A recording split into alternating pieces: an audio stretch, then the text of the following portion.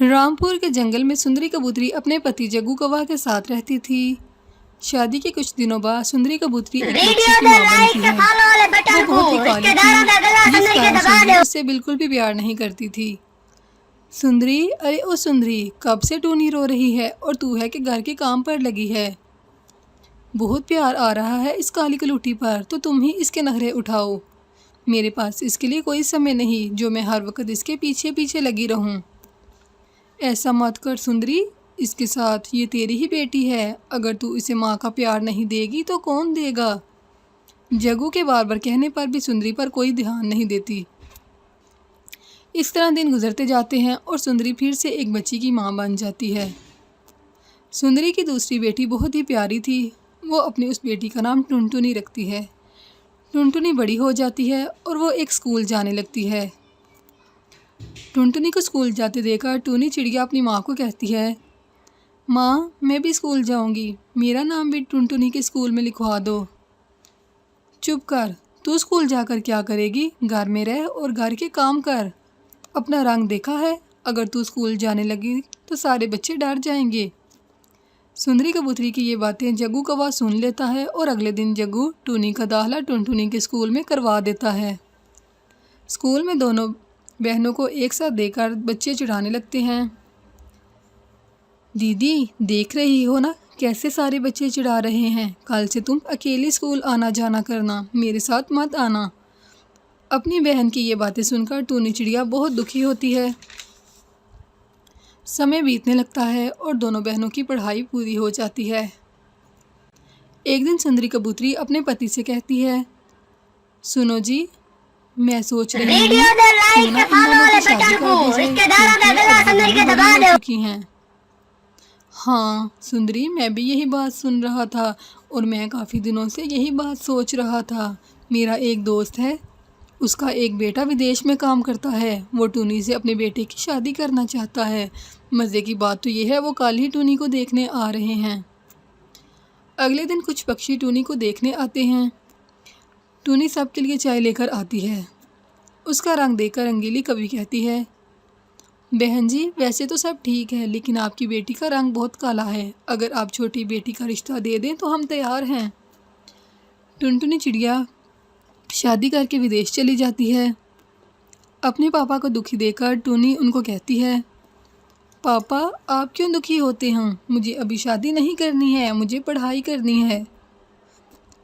टूनी अपनी पढ़ाई मुकम्मल करने के लिए शहर चली जाती है और वहाँ जाकर डॉक्टर बन जाती है। वहाँ एक डॉक्टर टूनी को शादी करने के लिए कहते हैं। टूनी अपने घर में अपने पापा को बताती है, बेटा तेरी खुशी में ही मेरी खुशी है, मैं इस शादी के लिए तैयार हूँ। जल्द ही टूनी की शादी डॉक्टर राघव से हो जाती है। दोनों खुशी खुशी अपने ससुराल रहने लगते हैं। एक हादसे में कौवे का पंख टूट जाता है और वो अपाहिज हो जाता है। मेरी तो किस्मत ही खराब थी जो मेरी तुमसे शादी हो गई। अगर कुछ पैसा जमा किया होता तो आज हमारे काम आता। अब कैसे चलेगा घर का खर्च। गोरी, जो मैं कमा कर लाता था तुम सारे का सारा लगा देती थी अपने मेकअप पर। मेरा काम कमाना था और तुम्हारा काम इकट्ठा करना। मैंने कौन सा अपना पंख जानबूझकर तोड़ा है जो तुम ऐसा कह रही हो। कालू जी, मुझे तो कोई काम नहीं आता। अब आप ही हैं जो इस टूटे पंख के साथ भी मुझे कमा के दे सकते हो। वो कैसे गोरी, मैं टूटे पंख के साथ कैसे काम करूँगा। कालू जी, एक उपाय है मेरे पास। मैं तुम्हें जंगल के बीच वाले रास्ते में बिठा दिया करूँगी और तुम भीख मांगना आते जाते पक्षियों से। क्या भीख? अब मैं भीख मांगूंगा? क्या हो गया है गोरी तुम्हें। कालू जी, इसमें बुराई ही क्या है, घर चलाने के लिए कुछ ना कुछ तो करना ही पड़ेगा। फिर दूसरे रोज गोरी कौवी कालू कौवे को जंगल के बीच वाले रास्ते में बिठा देती है। अब मैं जाती हूँ और अच्छे से भीख मांगना और ज़्यादा पैसे इकट्ठे करना, वरना मैं तुम्हें छोड़कर चली जाऊंगी। ना ना पत्नी जी, ऐसा मत करना, मैं तुम्हारी खुशी के लिए कुछ भी कर सकता हूँ। फिर कालू भीख मांगना शुरू कर देता है। भूखा हूँ, अपाहिज हूँ, कोई मेरी मदद करे। फिर रास्ते से गुजरने वाला हर पक्षी कालू को 5 रुपए दे जाता। शाम तक कालू के पास काफ़ी पैसे जमा हो जाते हैं। जैसे ही शाम होती है गौरी कौवी वहां आती है और सब पैसे उठा लेती है। कालू जी, घर जाकर तुमने क्या करना है? इधर इसी पेड़ के नीचे सो जाओ, कल फिर भी आना ही है ना, तो इधर ही सो जाओ। गौरी, तुम मेरी पत्नी हो, मेरी आज अगर ज़रा तबीयत खराब है, मेरा पंख टूट गया है, तो तुम मेरे साथ इतना बुरा बर्ताव क्यों कर रही हो? चुप करके सो जाओ वरना मैं तुम्हें छोड़ दूंगी। नहीं गौरी, मैं इधर ही सो जाता हूँ। दूसरे दिन जब कालू भीख मांग रहा था तो वहाँ एक चिड़िया आती है। अरे, क्या तुम कालू हो? हाँ, मेरा नाम कालू है। मैं रानो हूँ, तुम्हारी बचपन की दोस्त। क्या तुम रानो हो? कैसी हो मेरी दोस्त? मैं तो ठीक हूँ, परंतु तुम ये भीख क्यों मांग रहे हो? फिर कालू कौवा उससे सारी बात बताता है। कालू, मैं कुछ दिनों से इसी जंगल में आ गई हूँ, तुम मेरे साथ मेरे घर चलो, मेरा घर बहुत ही सुंदर है। फिर टूनी चिड़िया कालू कौवे को अपने घर ले जाती है। कालू, कल से तुम भीख मांगने नहीं जाओगे, मैं फूल बेचती हूँ, मैं फूल लाया करूँगी और आप हार बनाना, फिर मैं इनको बेच आऊँगी। टूनी, किसी ने सच ही कहा है, अगर रिश्तों में प्यार ना हो तो रिश्ते किसी काम के नहीं। एक मेरी पत्नी है जो मुझे पैसों के लालच में भीख मांगने पर मजबूर करती है, और एक तुम हो जो मेरा इतना ख्याल कर रही हो। दूसरे दिन जब गौरी कालू से पैसे लेने आती है तो वो देखती है कालू कौवा वहां पर नहीं। अरे, ये लंगड़ा कहाँ चला गया? लगता है उसे कोई पक्षी अपने साथ ले गया। हाँ, कालू को मैं अपने साथ लेके गई थी। तुम कौन हो और तुम होती कौन हो कालू को अपने साथ लेके जाने वाली? मैं टूनी हूँ और कालू मेरा बचपन का दोस्त है। मैं कालू को भीख मांगते नहीं देख सकती, इसलिए कालू को मैं अपने घर ले गई। कालू, तुम भीख नहीं मांगोगे तो मैं खाना कैसे खाऊंगी? गौरी, मुझे माफ करना, तुम हर वक्त कहती थी ना कि मुझे छोड़कर तुम अपनी माँ के पास चली जाओगी। आज मैं तुम्हें कहता हूँ, जाओ तुम अपनी माँ के पास ही, मैं अब भीख नहीं मांगूंगा। तुम जा सकती हो गौरी, मैं अपने दोस्त को भीख मांगते नहीं देख सकती। फिर गौरी कौवी वहां से शर्मिंदा होकर चली जाती है। वो बहुत शर्मिंदा थी कि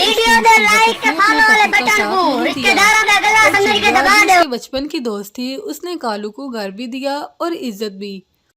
कालू कौवा एक फैक्ट्री में काम करता और गौरी कौवी बड़े ही आराम से अपने घर में रह रही थी।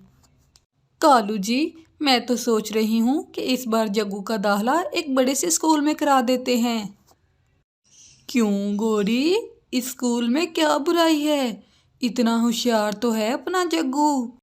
कालू जी, अब हम अमीर हो गए हैं, हमारे अकाउंट में काफ़ी पैसे जमा हो गए हैं, तो इन पैसों से थोड़ी अमीराई तो दिखानी होगी, तभी तो सब पक्षियों को लगेगा कि हम अमीर हैं। हाँ गौरी, फिर तो मैं भी एक हवाई मोटर खरीद लेता हूँ, फिर सारे जंगल में हमारे ही चर्चे होंगे।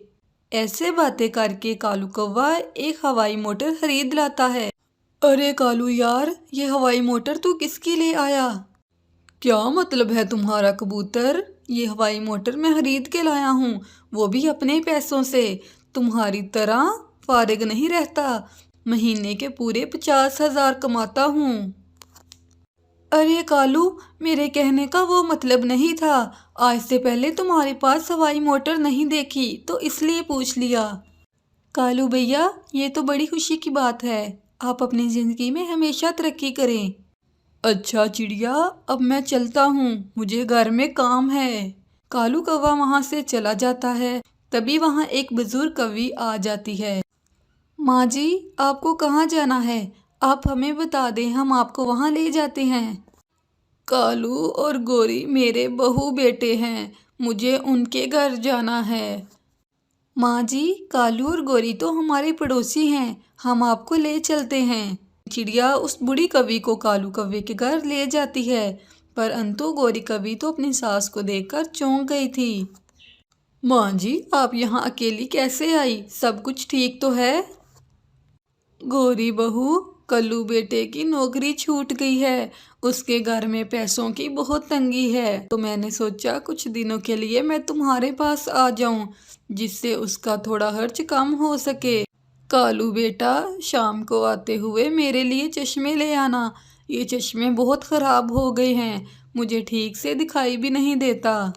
कालू जी, आपको याद है ना शाम को मेरी सहेली के घर दावत पर जाना है, तो आप मेरे लिए एक सुंदर सा हार लेते आना। ठीक है गौरी जी, मैं आपका हार ले आऊँगा। फिर कालू कौवा वहाँ से चला जाता है और गौरी कौवी अपनी सास को भोजन देती है। गौरी बहू, तुझे तो पता है इतना तीखा और मसालेदार भोजन नहीं खाती हूँ। माँ जी, मुझे और आपके बेटे को ऐसा ही भोजन पसंद है। अगर आपको यहाँ रहना है तो ये भोजन खाना ही पड़ेगा। फिर गौरी की सास चुपचाप भोजन खा लेती है और गौरी मन में सोचती है, अरे इस बुढ़िया ने तो भोजन खा लिया, कल इससे ज़्यादा मसालेदार भोजन बनाऊंगी। गौरी को अपनी सास का घर में रहना बिल्कुल भी पसंद ना था और कालू भी घर आ जाता है। गौरी जी, ये लो अपना हार और इसे जल्दी से पहन लो, फिर हम चलते हैं। कालू बेटा, मेरा चश्मा नहीं लाया। माँ जी, मैं तो आपका चश्मा लाना भूल गया, मैं कल आपका चश्मा ले आऊँगा। फिर कालू अपने बेटे जग्गू और गौरी कौवी के साथ चला जाता है और बूढ़ी माँ कौवी देखती रह जाती है। फिर रास्ते में उन्हें टूनी चिड़िया मिलती है। गौरी बहन, लगता है आज किसी दावत पे जा रही हो। हाँ चिड़िया, मेरी सहेली को बेटा हुआ है, तो बस हम उन्हीं के घर जा रहे हैं। मगर गौरी बहन, माँ जी तो घर में अकेली होंगी, आप उनको भी साथ ले जाती।